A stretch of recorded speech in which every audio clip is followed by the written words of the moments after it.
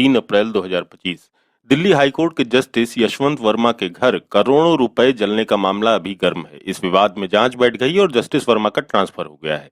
इस विवाद के बीच एक ऐसे केस का फैसला आया है जिसकी चर्चा जस्टिस वर्मा के विवाद के बीच ही शुरू हुई थी। केस है चंडीगढ़ की स्पेशल सीबीआई कोर्ट का। कोर्ट ने शनिवार को 17 साल पुराने एक मामले में रिटायर्ड जज जस्टिस निर्मल यादव को बरी कर दिया है। इस मामले में 15 लाख रुपए का पैकेट 2008 में एक दूसरी जज जस्टिस निर्मलजीत कौर के घर पहुंच गया था। उन्होंने इसकी report Punjab Haryana high court के तब के चीफ जस्टिस से कर दी थी।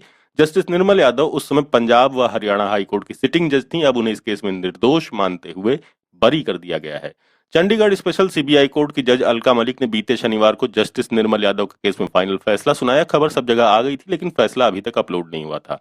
अब फैसला अपलोड हुआ है, जिसके मुताबिक जज अलका यादव ने जस्टिस निर्मल यादव के साथ ही इस केस में बाकी आरोपियों को भी बरी कर दिया है। फैसला आने के बाद रिटायर्ड जस्टिस निर्मल यादव ने कहा है कि उन्होंने कोई अपराध नहीं किया था और पूरे ट्रायल के दौरान भी उनके खिलाफ कोई आपराधिक सबूत नहीं मिला है। दरअसल 17 साल पहले 13 अगस्त 2008 को एक आदमी 15 लाख रुपए का पैकेट लेकर जस्टिस निर्मलजीत कौर के घर पहुंच गया था। ये पैकेट उसे जस्टिस निर्मल यादव के घर पर ले जाना था, लेकिन एक जैसे नाम में वो आदमी कंफ्यूज हो गया और पैकेट लेकर जस्टिस कौर के घर पहुंच गया। 16 अगस्त 2008 को इस मामले में पहली एफआईआर दर्ज की गई। 10 दिन बाद चंडीगढ़ के तब के प्रशासक जनरल रिटायर्ड एसएफ रोड्रिग्स ने इस केस को सीबीआई के हवाले कर दिया। सीबीआई ने 28 अगस्त 2008 को इस केस में नए सिरे से एफआईआर दर्ज की। जांच में यह बात सामने आई कि 15 लाख रुपए का पैकेट लेकर आने वाला शख्स हरियाणा के पूर्व additional advocate general Sanjeev Bansal का क्लर्क था। उसने जस्टिस कौर को फोन करके बताया था कि यह पैसा असल में निर्मल सिंह नाम के आदमी के लिए था, लेकिन गलती से उनके घर पहुंच गया। जनवरी 2009 में सीबीआई ने इस मामले में जस्टिस यादव के खिलाफ प्रोसिक्यूशन दाखिल करने की मंजूरी मांगी। हाईकोर्ट ने करीब 1.5 साल बाद नवंबर 2010 में इस बात की मंजूरी दी। जस्टिस यादव ने सीबीआई को केस चलाने की मंजूरी दिए जाने के खिलाफ याचिका दाखिल की, जो खारिज हो गई। इसके बाद राष्ट्रपति ऑफिस ने मार्च 2011 में मुकदमा चलाने की मंजूरी दी, जिसके बाद उसी महीने में सीबीआई ने चार्जशीट दाखिल कर दी।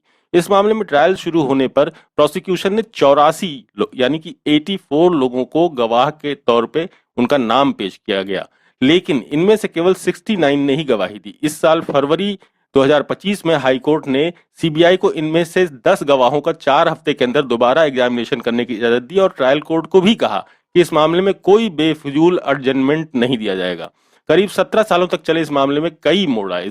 इस दौरान 4 गवाहों की मौत हो गई, जबकि 69 प्रोसिक्यूशन गवाहों में से 13 मुकर गए, जिनमें से कुछ प्रमुख और करीबी लोग भी शामिल थे। इसमें जज यादव के पर्सनल सिक्योरिटी अफसर और संजीव बंसल के रिश्तेदार भी शामिल थे।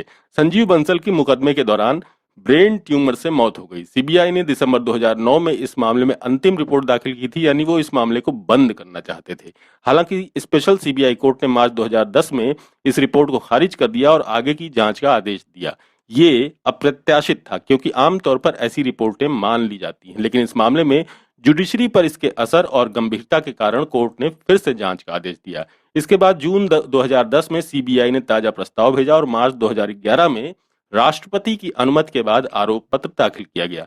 ये प्रक्रिया जज यादव के रिटायरमेंट के दिन हुई, यानी कि मार्च 3, 2011 को पूरी हुई। ये मामला भारतीय जुडिशरी के लिए एक संवेदनशील मुद्दा था, क्योंकि एक हाईकोर्ट के जज के खिलाफ भ्रष्टाचार के आरोपों से संबंधित था। जांच के दौरान एक इंटरनल कमेटी ने भी जज यादव के खिलाफ सबूतों की जांच की और रिजल्ट निकाला कि नकदी उनके लिए ही आई थी। इसके अलावा जज निर्मल यादव को नवंबर 2009 में उत्तराखंड हाईकोर्ट में ट्रांसफर कर दिया गया था, जो मामले की गंभीरता को दिखाता है। आखिरकार 29 मार्च 2025 को सीबीआई कोर्ट ने जज यादव और बाकियों को बरी कर दिया, क्योंकि सीबीआई आरोप ही नहीं साबित कर पाई।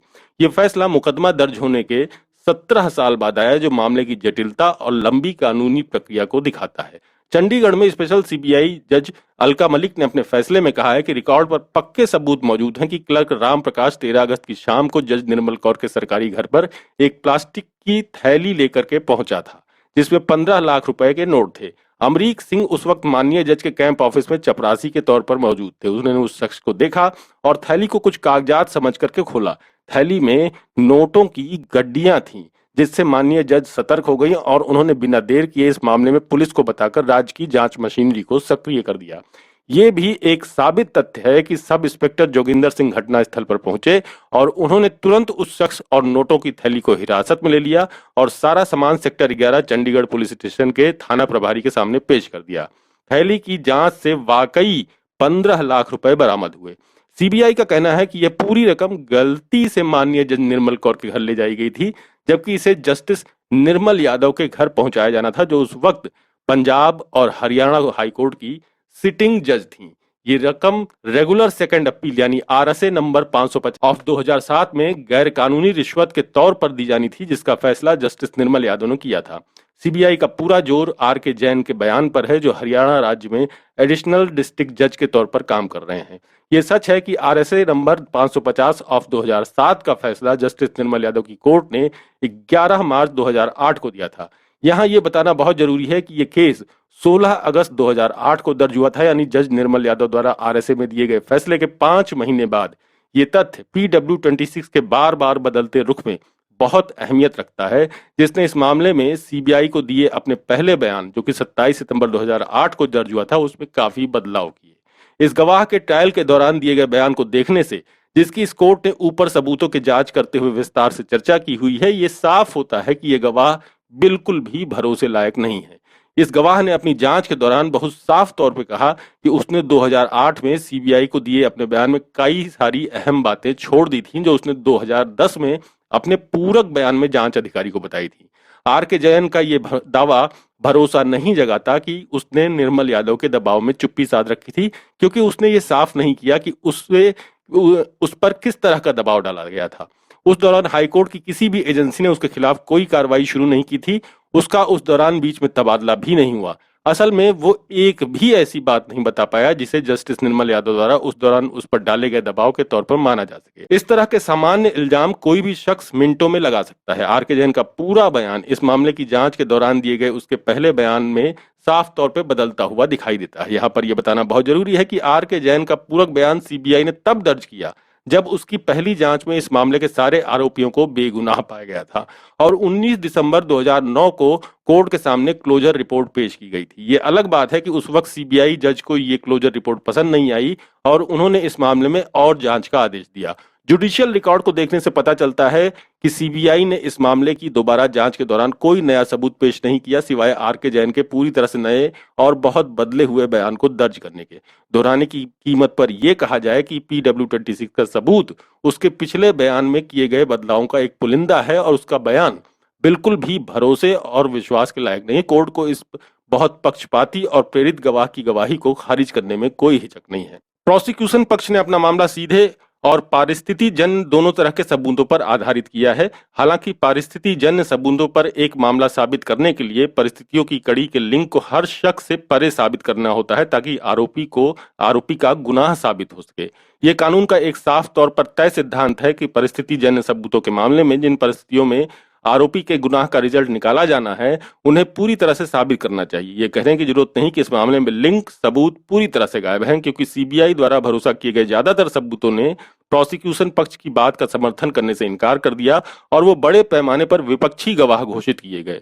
सीबीआई ने गवाहों की गवाही को गैर न्यायिक कबूलनामे के तौर पर पेश करने की नाकाम कोशिश की, जो असल में सुनवाई पर आधारित सबूत से ज्यादा कुछ नहीं है और इसकी कोई सबूत के तौर पर कीमत भी नहीं है।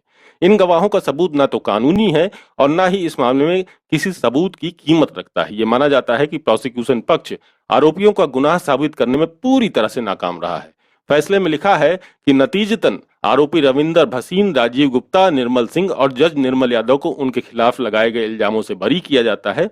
ये इल्जाम भ्रष्टाचार रोकथाम कानून 1988 की धारा 11, इंडियन पीनल कोड की धारा 120B के साथ भ्रष्टाचार रोकथाम कानून 1988 की धारा 12 और धारा 120B के साथ इंडियन पीनल कोड की धारा 193, 192, 196, 199 और 200 के तहत लगाए गए थे। 300 से अधिक सुनवाइयों और कई सालों की लंबी कानूनी प्रक्रिया के बाद जज निर्मल यादव का बरी होना इस हाई प्रोफाइल मामले का अंत है।